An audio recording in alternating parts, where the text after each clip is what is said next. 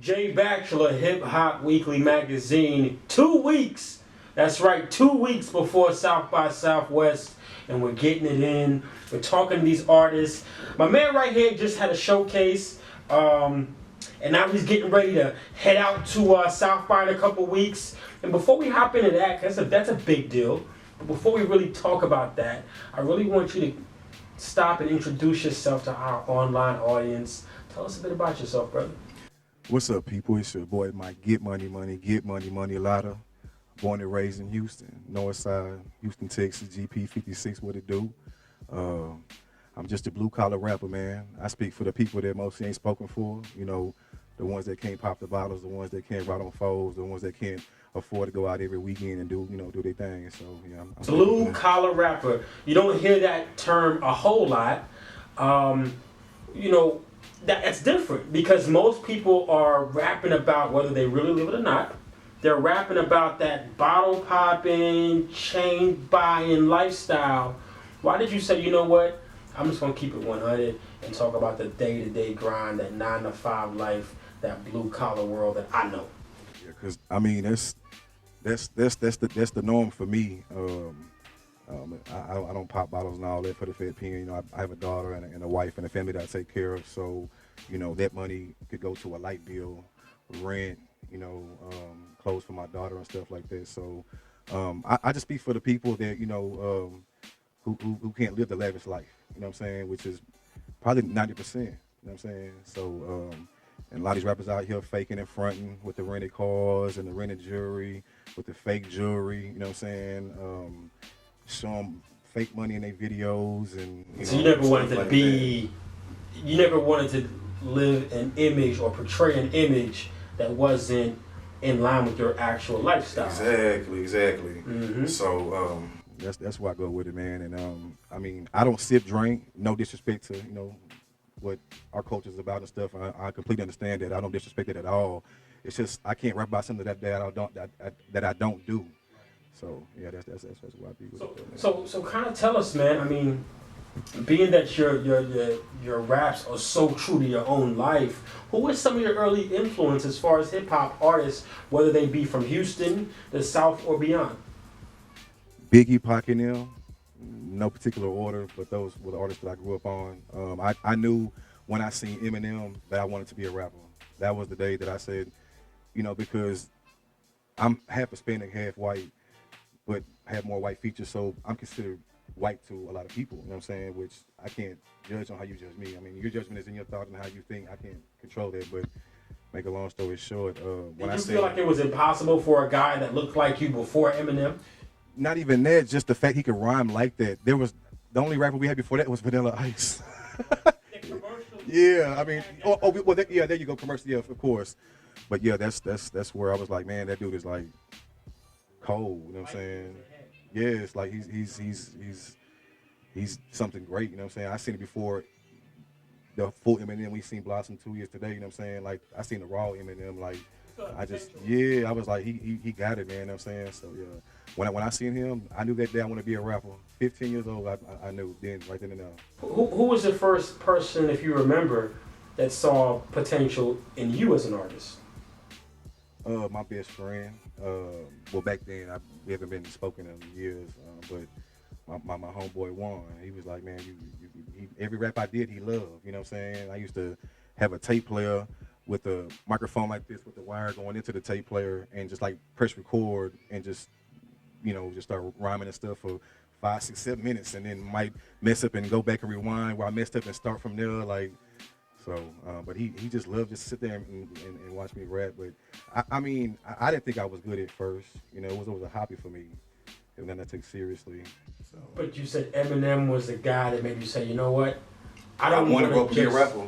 I want to make this my career. Mm-hmm. Before the interview, you and I talked about the easy parts and the difficult, or the more challenging parts of this industry. You said making music was easy.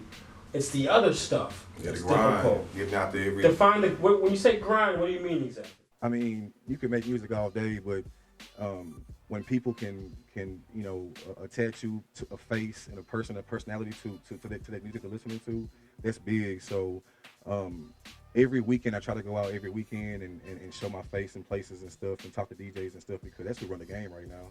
That's been running the game for a long time as a DJ. So you just try to build a relationship with DJs and stuff, man, and just show them that you're hungry, man, because sometimes it's not all about money. Like, you know, people fail to realize, like, you don't have to have the millions. If you have real talent, and you have a real drive for that, man, people are going to see that, man, because I've been shown a lot of love, man. You know, nothing's free, you know what I'm saying, but I'm not paying what Rick Ross and Meek Mill's going to pay because I don't have that bread, you know what I'm saying, so I have to go a different route, though. But you've had people that have opened doors for you strictly because they respect your talent. Oh, yes. And that has to mean something, too. Mm-hmm. Because anybody can, you know, make it happen if you bring enough to the table, but to have people say, you know what, off the strength of what I just saw or what I just heard, let me offer you an opportunity. Exactly, because back then, it was about talent. Now it's just about money, man. You can have 20 racks and go make a video and put on BET and be on radio for a whole 6 months. You know what I'm saying? But, I mean, now it's not about talent, man. But it's changing slowly but surely, man. It's some hip-hop heads and people out there who really want to see some things change, man. But it's just so much of people doing the same thing, man. It's the same thing. What do you think about the current hip-hop scene in Houston? There's no hip-hop scene in Houston, in my opinion. You know what I'm saying? I just know recently they have a hip-hop center and stuff that I visited. Man, I forgot the actual, it's a hip-hop center that they have in Houston. It's the only one in Houston. But I went and talked to them and stuff and trying to do some things and stuff with Houston community and stuff with the hip-hop. Because, you know, hip-hop's more than just music. You know, it's breakdancing, DJing, graffiti, fashion, and so it's more than just music. So I'm real serious about it, man. So, you know, I'm real deep with the hip-hop. It's deeper than rap for me, man. You know what I'm saying? Like I said, the rap part easy. I can rap about my life and put it in a cool way to that beat. People gonna feel it. That's nothing. I can do that all day. So, but it's just that grind, man. It's like getting up every morning and day. What can you do to further your career, man? You know what I'm saying? That's what it's about. So.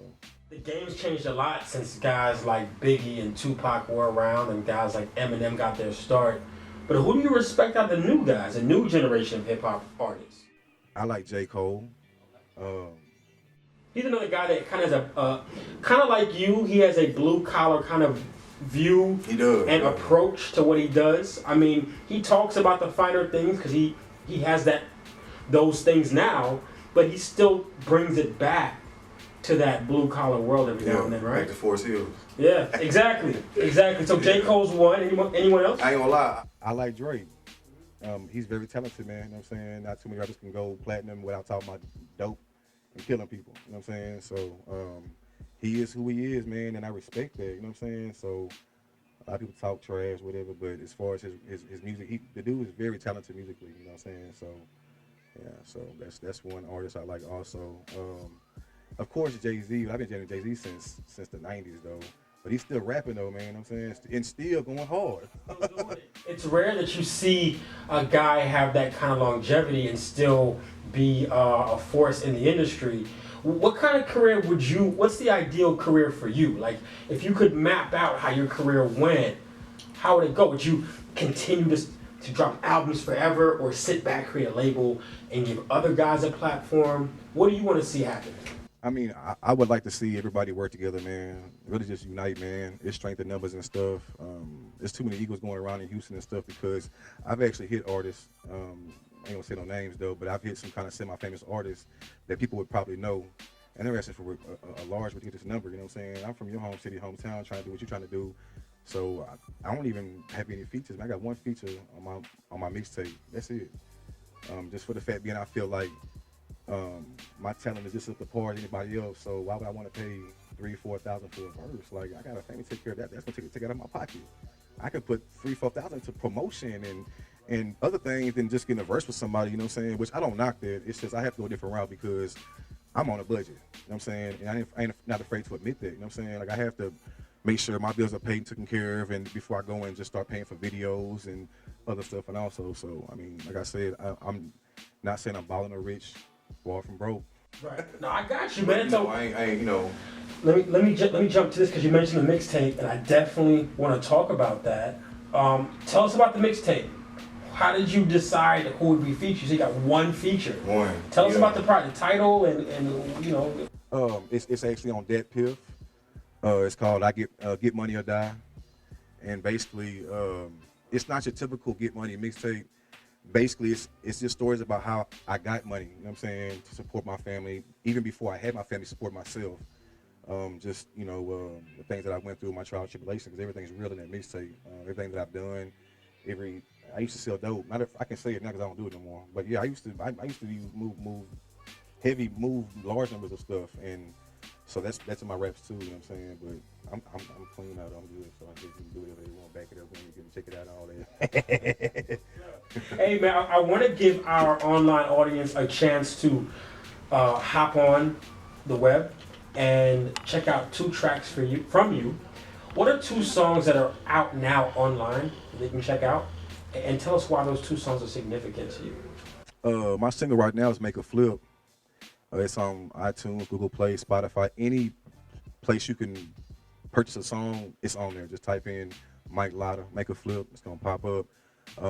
That was my first single that actually got me into the rap game that I am today. It's just a song basically making a flip, man. Just investing your money and making a profit. That's what the song's about. People consider it about some dope, but it's not. It's just make a flip, just investing your money, making a profit, whatever it may be. It's another track that they can check out now, and tell us the significance of that song. Reverb Nation, you can check it out. Mike Lotta, MICLOTTA. I was #1 for 3 weeks. I'm 21 now though, but I'll get back to #1 again. I ain't just been messing with it. But there's a song there called Papa Was a Rolling Stone, and that's a short story of my life in one song. About my dad, he was a Rolling Stone man. He had 3 wives, 3 kids. I was the only son, so I felt like I was the chosen one. That's how I started the song out, and that's just basically putting the gun up and breaking the pen out. Trying to see if I can, make it out the hood, with this pen because I used to carry a pistol every day. I don't carry a gun no more. God is like my weapon and my savior. So if I'm meant to die, it don't matter if you have 50 guns or 100 guns. If you're going to meant to die that day, you're going to die. So I put the gun up and broke the pin out. That's basically, but yeah, I'm shooting a video for that actually in 10 days. So there'll be a visual for that. Actually there'll be 5 visuals in the next 4 months. It's finna be crazy. I've already booked 3 video shoots, including my boy Bobby J. So I'll be shooting next 4 videos in the next 4 months. We working hard. Speaking of work, we started off the interview talking about South by Southwest, man. Tell us, I understand you're gonna be out there. You can catch you in a live performance. Tell us about that a little bit. Yeah, I got a couple shows for South by Southwest. You can follow it on Instagram. I'll post the flyers and stuff and everything, the addresses and the times and all that. MIC_LOTTA on my Instagram, and just stay posted, and I'll have it up in the next 6 days. Absolutely. Last question before I let you go.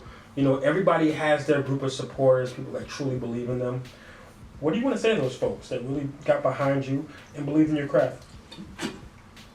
I want to thank everybody, man, because it's hard, because there's a lot of hate too, but we ain't gonna speak on that because I'm all about positivity. So the ones have shown support, people I've met in the last year. I've met strangers that are like good friends now, people who actually support me and don't ask for nothing or anything like that. And I'm gonna be honest, it's a lot of my friends who don't support me, and that's the thing that people don't sell out either, man. People want to have all them people on the video and stuff and like look like they got a bunch of friends, but I guarantee you, if you play any rap video, 90% of people ain't gonna be there when you're in trouble, you get locked up or something happen to you in the hospital. I guarantee you that. I promise you that, because I've been through all that. I've been locked up. I've been in the hospital, almost died. So only people by my side was my wife, my father, my mother. People like that. You know what I'm saying? I had a couple close friends that, surprised me. You know what I'm saying? That actually cared, but a lot of them didn't even call or, which it don't bother me. It just shows your true colors, and I just move on. So as we get older, we just have to realize, like, you can't get mad at that person. You just know you can't count on that person. You know what I'm saying? When you move on, and I got a list, man. I got a list who was there and who ain't there. So when that day comes where I hopefully can be able to take care of my family with the amount of money that I would like to have, with the handouts, I know who to help out, I know how to help out. So yeah. No doubt. That's what it is. Hey, South by Southwest, he gonna be there. Music videos coming back to back to back. It's gonna be a hot 2016.